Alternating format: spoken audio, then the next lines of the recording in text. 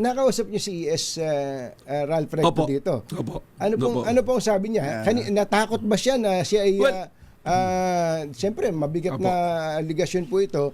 Natakot ba siya na masira ang reputasyon siya po o natakot siya kay Governor Vilma? Baka parehas po, ano po.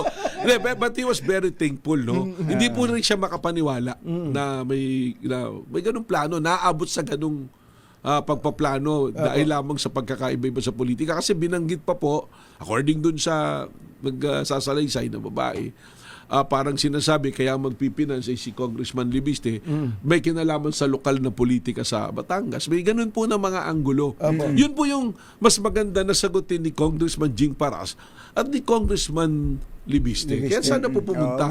Anyway, sinasabi naman po ni Congressman Libiste na kami kaibigan. So, definitely, as a practice naman ng NBI, we treat everyone professionally. Kami pa nga po minsan yung medyo nababastos doon. And ang bilin ko lagi sa aming mga ahente na nag-iimbestiga, we exercise maximum tolerance, ano? Kasi the mere fact na NBI na tayo, we are personal authority, may built-in na talaga na parang respeto dapat o paggalang o takot na siguro, pero hindi natin maasahan sa lahat yan.